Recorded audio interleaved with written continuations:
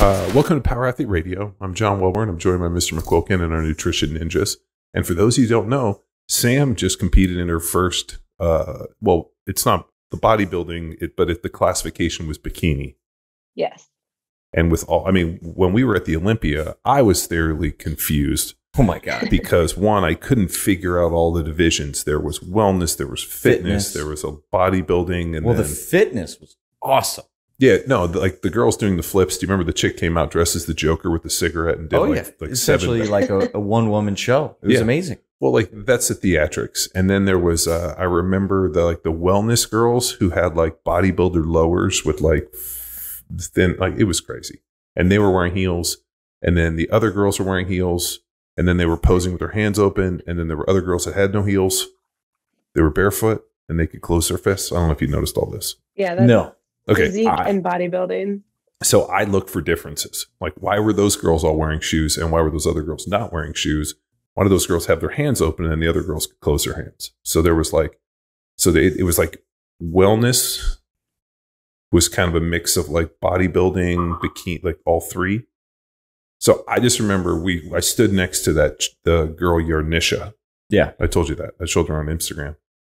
She looked like a minotaur. Like half horse, half human. Like I've never seen anybody built like that. And then there were the bodybuilding girls who were like, it was so confusing. Like you really have to be in the throes of that to understand. And then the crazier part was they totally had all these fans that knew all the distinctions and were fucking into it. Oh yeah. Like saw some gentlemen's with like they were at a WWE event. They had their rock star t-shirts. Yeah, well, so for the specific individuals, I didn't know anybody. Yeah, well, the one guy had a shirt that the girl was airbrushed on it. You know, that? Yeah.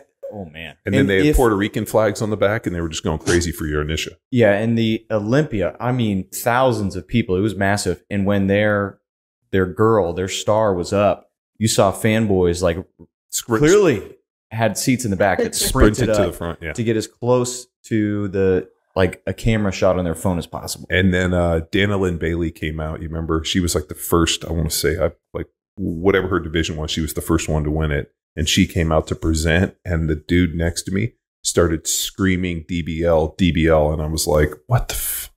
And then I figured out, I was like, oh, this is Dana Lynn Bailey. These are the acronym. And like, it was overwhelming. I felt like we were strangers in a strange land at that thing.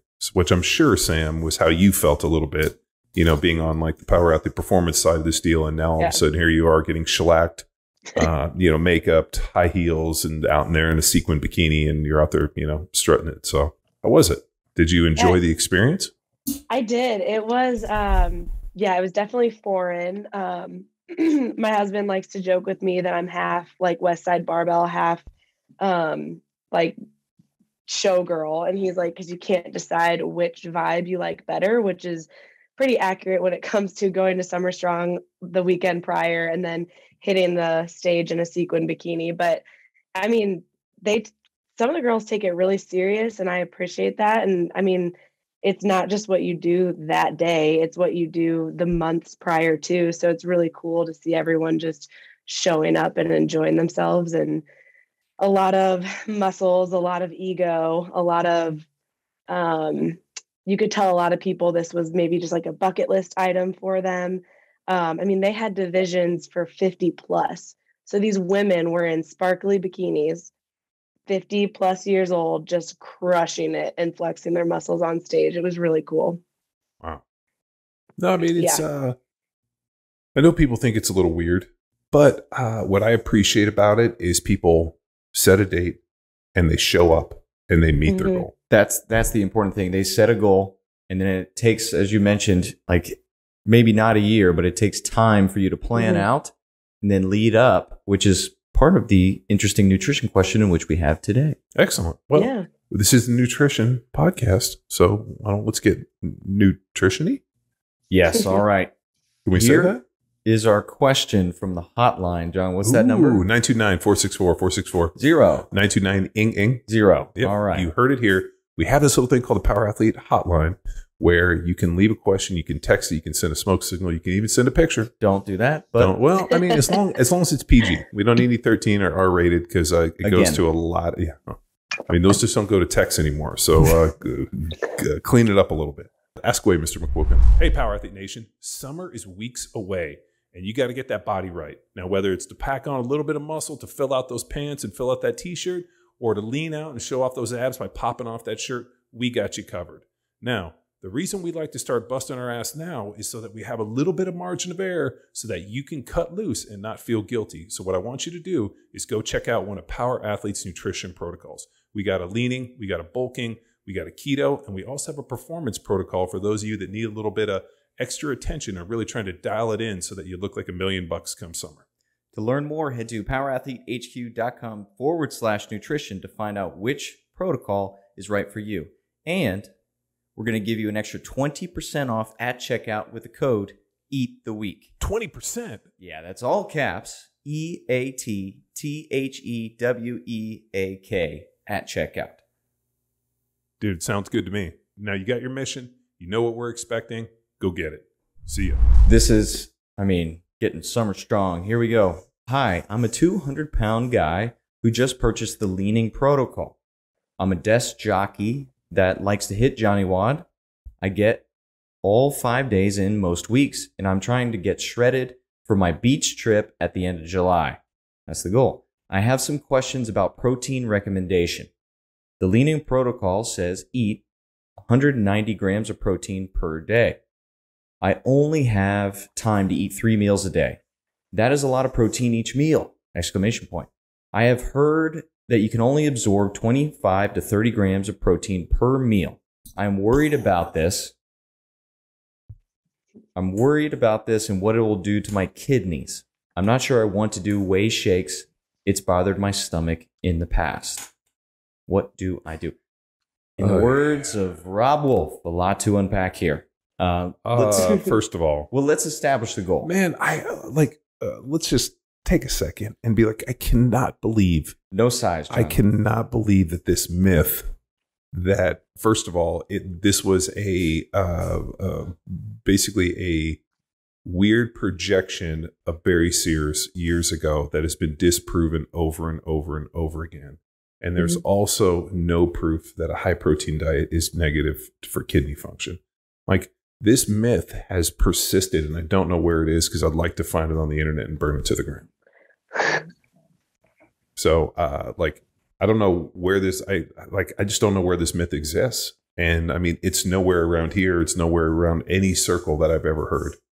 I mean, this is, and I don't even know where Barry Sears got it. And the only way I know Barry Sears said it was that when I asked Rob Wolf on this years ago, where did this myth persist? And he's like, I think it comes from Barry Sears and the zone diet. But should we start with kidneys? Yeah. Like,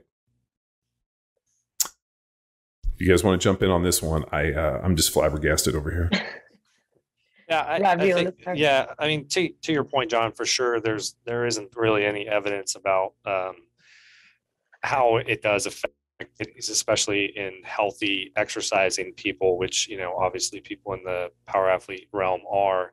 There's even studies that are out there showing now, in general, we recommend 1 gram per pound of body weight. And, there are studies out there now, going up to 3 grams per kilogram, which is definitely well over the 1 gram per pound of body weight.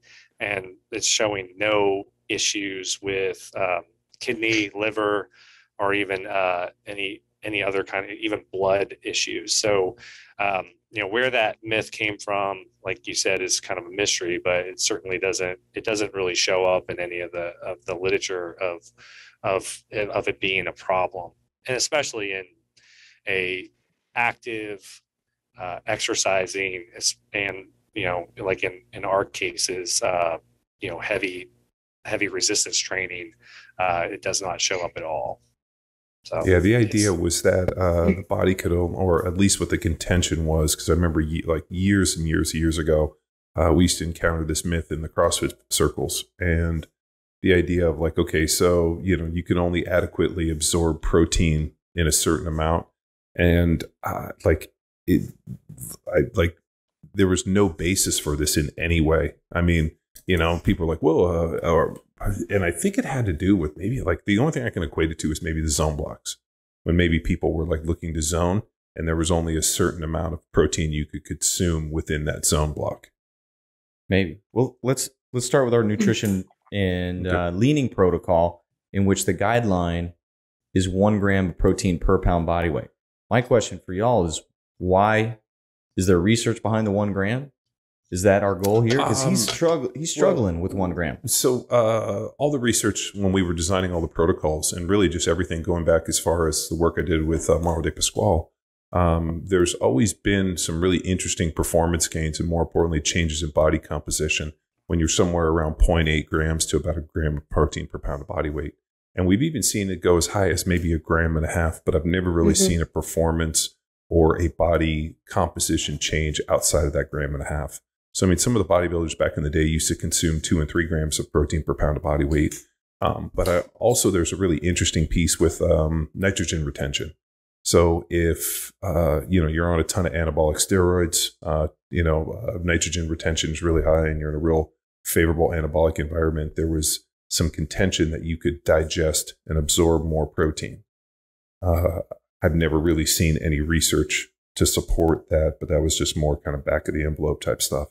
But all the research somewhere around 0.8 to 1 gram of protein per pound of body weight shows being ideal for maintaining body composition.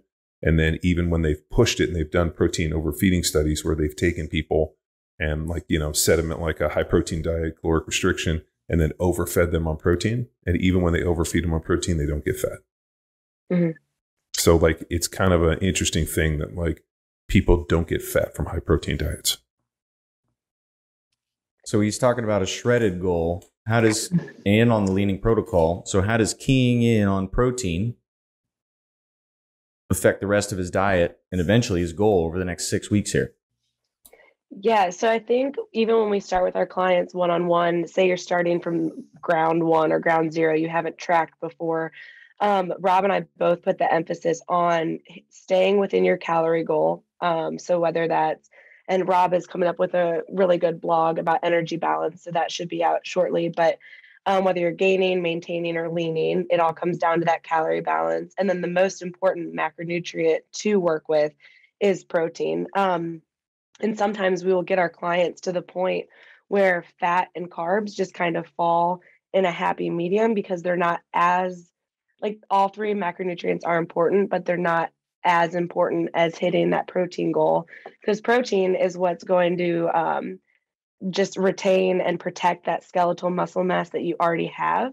And then it's going to facilitate the building of new muscle mass. But protein doesn't just deal with muscle mass. It also helps. It's an enzyme. It does cellular functions. So it's not just building muscle that protein is needed for in the body. Muscle structure, all of that kind of stuff. Yeah, and to piggyback on that, I think just because it does have so many functions in the body, that's really why, for our purposes, we want higher protein. Like John said, the research definitely shows that higher protein diets, it retains the lean body mass. It actually does help facilitate the shedding of the fat mass as well.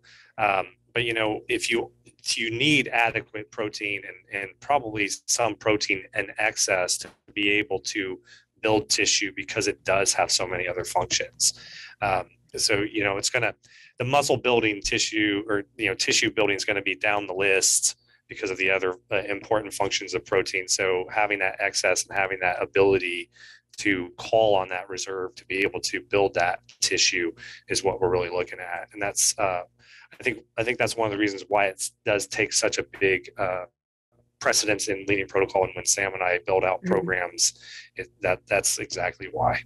So. Well, proteins also has a thermogenic effect, and it's extremely satiating. So when you're in a dieting situation, if you eat a high protein diet, there's a lot less chance that you're actually going to fly off the rails.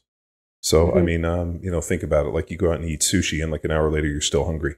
You sit down and you eat a steak, you're not going to be hungry for a few hours. So, I mean, there's some real keys in terms of like selecting different macronutrients that are actually satiating and allow you to be able to eat in a caloric restriction. I mean, if I had to eat a caloric restriction of just carbohydrates, I'd just be hungry all the time and be a miserable feeling. Like I actually did pull up a research piece on this, and even in the research piece, which comes from 2018, which is how much protein can the body use in a single meal for muscle building, they actually cite that there was it was proposed years ago that muscle protein synthesis is maximized in young adults with an intake of 20 to 25 grams of high quality protein. There's no basis for this, and actually goes through the entire study and shows that they've seen ideal muscle growth somewhere at 2.2 grams per kilo or 1 gram per pound of body weight, and as low as 1.6, which is 0.8. So that's been kind of the industry standard. Obviously, you can bump that up to about 1.5 grams, but for most people, and the other thing I laughed a little bit about, to consume 190 grams of protein in 3 meals doesn't seem like much of a task. I mean, what's that, about 65? I mean, like, not all proteins are created equal. Sure. I also think that's important. So he may feel like eating too much, things with a face or a mother of soul. So he'll go and get protein bars. So he would have to consume, I mean, that's right between 9 and 10 ounces of chicken. That's what I want to get to. So can we put a specific resource together so he doesn't go just searching for the wrong kind of protein that may lead to just consuming crap? Well, I mean, ideally, we would always want to consume protein from some form of, animal source. I mean, it'd be chicken, fish, steak, red meat. I mean, obviously, if you're trying to really eat in a caloric restriction, you have to be very conscious of overeating the red meat. And I know this because I like to eat red meat. But like as Sam knows, if you're trying to really lean out, like chicken is a great save because it's so low in fat that you can actually eat more of other foods. Like when you eat a steak, you're like, well, I get my steak and that's it. And then, but when you get chicken, you can add a bunch of other stuff because, you can throw some oil in there just to be able to balance out the macros. Yeah. It was, sorry. I was just going to say that was like really interesting. And the manipulation that I've gone over the last 5 months to get ready for the show, it got towards the end where my calories still were relatively high. My protein was at like 160 or 170 grams a day, but everything had to come from food because we took out whey protein and collagen. I wanted to eat more because of the caloric deficit. I didn't want to drink my calories.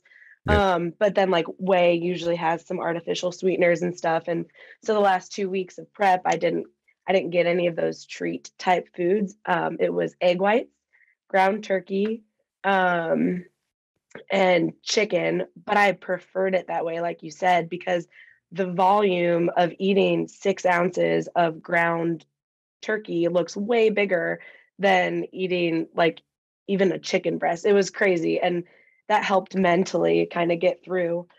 Same with egg whites. You eat 300 grams of egg whites and you get 30 grams of protein. And so you're like, this is awesome. You just have this huge bowl of food. Yeah, no, I mean, it makes total sense, especially psychologically. Yeah. So, but like eating 190 grams of protein, like that should be, well, I mean, but here's another issue. And I was really meditating on this and I was trying to explain this to my wife the other day. I don't believe, and we even talked about it a little bit on the podcast, everybody is constantly in this idea of like leaning and I got to lose fat and I got to lose fat. I think it's actually the opposite problem. I think everybody's just lacking muscle because the easiest way to cut your body fat is to put on muscle. And I think instead of like this idea of like, hey, I need to like, like let's say this guy's 200 pounds and he's trying to lean out. Like what if he put on 5 or 10 pounds of muscle? It's amazing. Like I would rather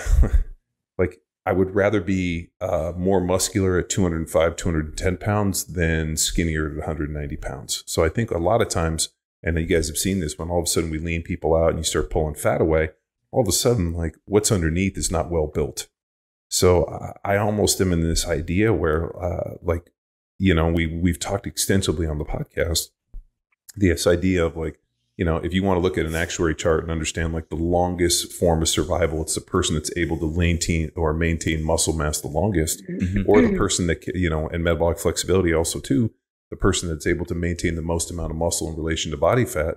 Well, I mean, if all you're constantly doing is trying to strip away body fat, I don't know if that's the better approach. And I know we sell the shit out of the leaning protocol, and everybody's in this idea of leaning. And every time you click everything on the internet, it's like, hey, we just did a 90-day hammer 90 challenge for the lean out stuff, which is fine, but you got to remember, we've spent years trying to put on as much muscle as possible and carry the highest amount of muscle possible. Well, I was still trying to put on muscle during hammer 90. Of course. What I want to highlight, you said metabolic flexibility, which is quick one-liner, John. Metabolic flexibility is your body's ability to seamlessly and effortlessly move between the use of both carbohydrates and fat as energy sources. And so it's a form like metabolic flexibility is to your autonomic functions in terms of using energy fuel sources as it is we understand athleticism. And the program this gentleman is following is Johnny Watt, which if we got 60 minutes, you're very metabolic flexible because we got warm up, we got strength training, and then we got some metabolic conditioning. I had to cut the warm ups out of that. So Johnny Watt has no warm ups. Well, do you know why? Because people were complaining that they weren't able to get in and out in 45 minutes. So people want, my heart just broke a little bit. It does. But what I do is I have them throw Iron Flex in the front side if they need to warm up. But the whole theory of Johnny Watt is heavy, hard, fast, no cuddling. But if you want to. No, that's legitimately the tagline: heavy, hard, fast, no cuddling. And if you really want to get spicy on the backside, you stack a little Johnny Bod and then you get a little bodybuilding in. How did I not know this? Because Johnny Watt and Johnny Bod exist in a completely different realm the universe. Of power. It's like DC and Marvel. It is, and it's my universe. I don't let anybody into my universe. I don't let there's no Harry Heppenstall in my universe. There's there's all this stuff that you guys see out there is 100% my sense of humor, and I write it, and I think it's hilarious, and I love the program. But it's I've had people quit because there were way too many sexual innuendos. They felt triggered by the fact that I use a lot of sexual innuendos. I don't use any profanity, but I do make a lot like a lot of salty D-wads. Yeah, old school CrossFit football training. Let's call it that, which requires carbohydrates. So let's speak to Sam. That's the other part of leaning. Well, here's it's not cutting out all carbs. Here's an interesting thing. I talked to Sam about this. This is something too that I was discussing with my wife. So there's a really interesting thing where I think if you're and this is purely just observational, but I'm sure I could go find the research for it. But having worked with clients and you guys, and we've had this conversation, if you're like 20 to 30% body fat, right, and you're a little on the chunkier side, a low carb diet makes a lot of sense because, you can end up stripping some fat away. But all of a sudden, after you get to a certain point where you're lean, to get leaner, you have to almost pull the fat and start adding the carbs back in. So you have to be lean enough, which is that part of the metabolic flexibility, and metabolic flexibility being based upon that idea of like carrying a high amount of muscle in relation to body fat. So when the body fat's low, your body can use more carbohydrates. And so I know as Sam got leaner, what did they do? They started pulling the fat and started adding the carbs. And all of a sudden that thermogenic effect went through the roof and you got super lean. So and I would have like carb refeeds once a week where my carbs were like 200 grams. So they'd bump up my calories totally or completely. And then I'd be on like 200 grams of carbs. I felt amazing. And then the next day I went to the gym and I was like, I can go on for, hours. And then it wasn't until peak week, which I didn't even know what that was, but basically they cut carbs back out. So you're on a high protein, like low fat, low carb. It's really just a protein diet. Which actually is really interesting because when you drop the carbs and you drop the fat and you just eat a high protein diet, your body ends up shedding water. So it's muscle sparing. You shed water, and actually what happens is your body flattens and your muscles deflate. Okay. I hated the way I looked. So it got to like Friday and I was like, I am just like a flat muscle skin skeleton. And then the day of the show, it was like you're just squirting like honey in your mouth, and you're eating rice and a little bit of peanut butter and a little bit of chicken, just again, so you're not like starving or passing out on stage. But that was the only water manipulation we did, was high protein drink. I increased my water just a tad the week before, or the week of the show. And then the day of the show, I just had sips, and that was it. Yeah. No salt, nothing, like nothing changed. That high protein diet, so you shed water, you get flat. And then what they do is they basically hit you with a bunch of carbs, and then the body absorbs all that water, and then the glycogen fills and the muscles fill up. So our dude very cool is heading into, we won't call it a peak week, we'll call it a beach peak. Don't do that. Don't do that. That would only that's like a 5-day thing. Well, yeah. And the other thing too is, and I'll just tell you this from personal experience, because I did this. We did this. We were going, this is when I was in the NFL. We were going to a Vegas pool party, and we did a little bit of this because I trained with these bodybuilders. The only problem was when we got there, we had a drink, and that was it. I was done. I had to go back to the room. So we showed up. I looked great, had a drink, and I was done. Well, I had a cookie post show, and we were like, oh, I'm going to have like a little bit of a cookie, and then I'm going to get a burger. And because I was craving a burger over the sweets. And I literally was sitting at dinner, like my GI is so messed up right now. So I was in bed by like 8 o'clock after the show because my stomach hurts so bad. So what can our dude do to maximize beach week? Well, follow the leaning protocol. Yeah, follow the leaning protocol. Eat a high protein diet. Train your fucking ass off. And you know what? To quote George Roberts' dad, George Roberts was one of my former teammates at Cal. George's dad was a pretty funny dude. George is hysterical as well. I remember George Roberts' dad told him, "Hey Georgie, once you get a tan, even fat looks good tan." Yeah. If you can't tone it, tan it. If you can't tone it, tan it. So what he needs to do is eat a high protein diet and caloric restriction. He needs to bust his ass, and about 2 weeks out, he needs to start taking his shirt off, get a little bit of color. And, I don't recommend you go get spray tanned or shellacked. And I do have a funny story about that. So when I lived in Tampa, we used to go over to St. Pete Beach and like go over there because there's all those beach bars. Mm-hmm. And so Raf, who is Filipino and like fucking tans, like in like amazing color. Like the dude like takes off his shirt and is like instantly tan. And so like knowing how hot it was, like we would go to the beach and like, I don't like to get burned. So we're out there and we're like standing out there talking to all these people. And there was a girl who looked great wearing a bikini, real tan. And after about 20 minutes, we realized that wasn't her tan. That was a spray tan because as she was tan. No. She didn't put anything on. I think she thought that maybe the spray tan was protecting her, and it wasn't.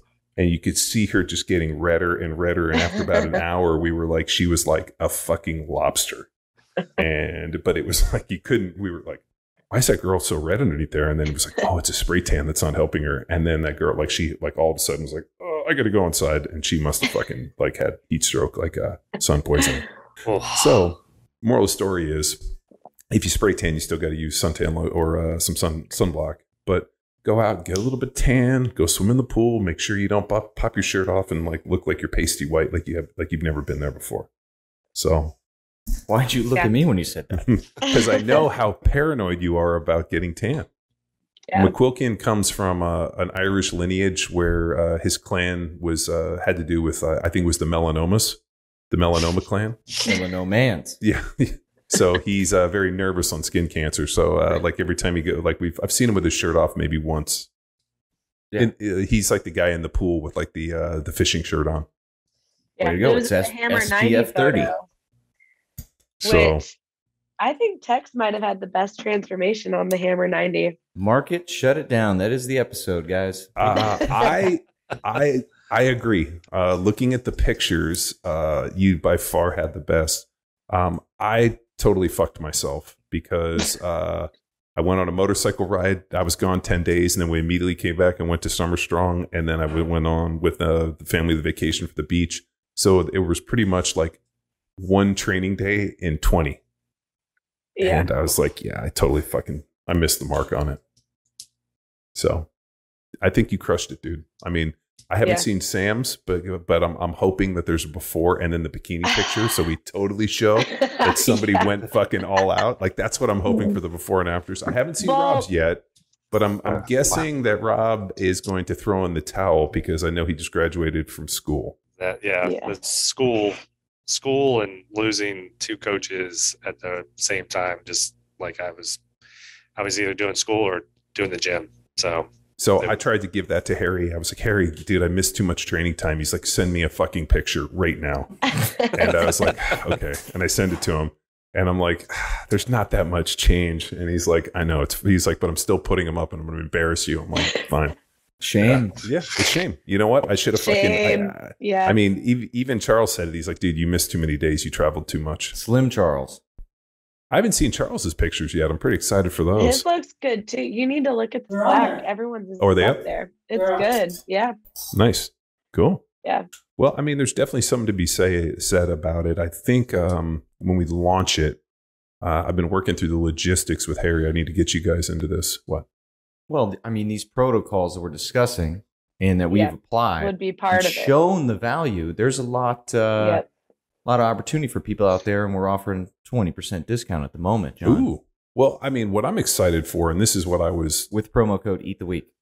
So with WEAK, capital Eat the Week, I've been trying to figure out a format on how to really do this. And what I think I might do is actually create the Hammer 90, and we'll do it like we'll set a date to start, and then we'll actually set it up as a team and train heroic, and then let them join that team, and then be able to monitor them that way. So if they post their pictures and how that's, we might actually do it in Train Heroic, which I think might be the best way to do it. And they wouldn't, they'd be joining the Hammer 90 team, but then following on their team training. Yeah. I mean, what we would do, and this is kind of the logistical aspect, because there are people that might come in who have no training in Train Heroic. I might put some workouts on the Hammer 90 and say, hey, that's part, they got to follow the Power Athlete training program. Well, they got to find a program. So maybe we just say to them, hey, you know what, you joined it, and then you got to follow the program, and then you got to do it. So we have it all set up. But unfortunately, or fortunately, I think it really helps. I mean, man, life definitely throws some curveballs at you. So this is the key thing. And it was cool. We just had a conversation with Dr. Michelle Seeger from University of Michigan about this. The focus is not eliminating, like an elimination diet, eliminating bad behaviors, eliminating alcohol, etc. It was the focus on adding good behaviors, adding good foods, tracking protein, tracking your nutrition, and then mindful meditation, adding journaling. So the opportunity to add positive behaviors, more beneficial than just focusing on what we have to eliminate, like Charles's bread over there that he consistently complained about. I get that, but the one thing the research shows, John. The research shows, but I'll tell you this, and regardless of the research, I think the real key on the Hammer 90 was limiting the alcohol, because as Sam knows, and everybody here knows, that once you start having a drink, all of a sudden your ability to resist and, more importantly, make decisions. Like what was good about Summer Strong when we were out there, you had a drink. There really was like no snack food or anything. But I have to think if there was hors d'oeuvres or like something at the tables, you would have been like, I'm going to slay pretzels. Yeah. Like if there was pretzels or like chips. Like I kind of like it Summer Strong. Like there's no finger foods. So like we have a couple of drinks. We're like, I'm fine on this. But like, I think that's a big issue, especially if you go out and socially. And that's what killed Nico. You know, Nico's still alive, everyone. We're just saying. Well, he's no longer an intern here. Well, he's no longer an intern, and I haven't gotten his pictures. Oh yeah. So the chorito, as he's become known, he's like a little churro, the chorito, as Harry calls him. That picture Harry was Shaw. so funny. Yeah, Harry Shaw. Dude, we went to Summer Strong with Harry, Andrew, and Nico, and dude, it was really funny. Those guys were funny to be around. But I think Nico was like, dude, I can't, I'm 23. I live with my brothers. Like, we're going to go out and have some drinks. And I'm like, I'm not mad at you having drinks. I'm just mad at what happens after you have the drinks. And he's like, yeah, no, we crashed and burned on that. Tito's Club Soda. Which is fine. But that's fine. It's not like you got to go out and slam a bunch of beers. But I think what happens is you got to, like, when you start drinking, your inhibitions get lowered and you make bad decisions. For the masses, I think that's the Yeah, no, I'm speaking personal experience. I make bad decisions. Well, you got to have a plan. So how I think we have a podcast on alcohol, don't we? We did. I have to pull that number more quick, real quick. But what I'm saying is, let's say Friday night we're going out, but then I schedule or I sign up for an 8 a.m. yoga class or pickleball or something that is physical activity that if I choose to drink more than 2, well, my performance and morning will suffer. What I like to do is I like to drink wine because one, like it's more like 4 ounces of wine is equal to like 1 shot. So if I can drink more wine, and I also somehow feel like wine is like my exchange in carbohydrates. Like, hey, if I know I got to eat, 150 grams of carbohydrates today, and I can kind of back into it and kind of free it up to be like, all right, I need to have 2 glasses of wine, and I'm a cheap date, more than 2 glasses of wine, and I'm passed out. Did I tell you my theory? I'm allergic to alcohol now. I think I'm allergic to alcohol now. Yeah, me too. Because as soon as I have a drink, instantly I just feel tired and I want to go lay down. So I think I'm allergic to it. I think I finally have made myself allergic to alcohol. Is that what happened at Summer Strong? Yeah, I just get real tired. Did I fall asleep at the table? No, y'all kept going. I was impressed. Well, it's because your husband's a talker. It's because your husband's a talker. Well, I did have to drive him home. Well, he's a lightweight now. Lost all that weight. He is real skinny legs. Lightweight. I know. He's Well, I mean, the funny part is he couldn't deadlift 300 pounds. So he did 455, and then I think last week he jumped up to he did 515 for something. And I was like, you should have just gone on the platform. Did he deadlift on the platform at Sornex? No, it was his deload week, and so he didn't want to Jesus. Yeah, mine too. No, it's my deload. I'm going to send my wife out there to show me up. I love deloads. No, he was supporting me. He was like, I don't think I've seen that look on your face since our wedding, and I was like, I haven't been this pumped since our wedding. Nice. It was a cool it was great. We fucking exploded. To reiterate, to walk away, don't fear protein. Like wherever you found that, I need you to just to fucking burn that to the ground, smash it. That doesn't exist. That is one of those nasty internet rumors that'll just keep going around that has no basis. Grown men eat at least 200 grams of protein I've never met a dude. I mean, I'm assuming, but my son eats 125 grams of protein a day to up to 140 grams, and he's 6. Not that I'm calling him a little kid, but I'm just saying it's very reasonable. It's very doable. And all you have to do is just go on and back into it. 3 meals. Is jerky an option? Sure. Like candy snack? Yeah. Hard-boiled eggs. Hard-boiled eggs. Yeah. Those are good. If you don't want the fat, I'm working on just egg salad with egg white idea. So I'm going to probably post that soon.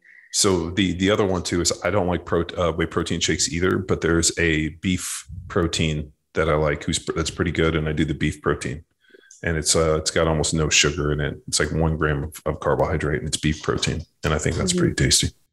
All right. And so he's following our leaning protocol. We gave some options. If people want to dive into any of our nutrition protocols, we're offering 20% off with code EATTHEWEEK, all caps. Head to powerathletehq.com/nutrition.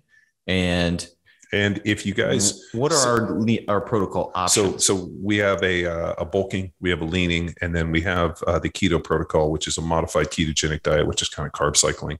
But the one that I'm going to push, which I think is really good, is called the performance protocol, where you actually buy it and then you get a consult and you have Sam or Rob custom design you your template based on your needs.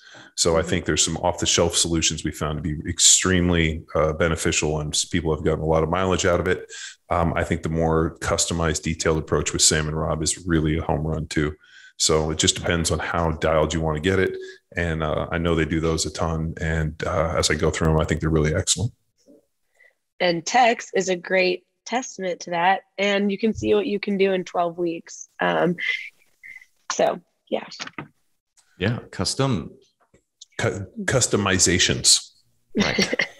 Specific training, specific nutrition, specific results. What do you think the biggest change for you was? Was it the meditation or the journaling or the weeping yourself to sleep every night?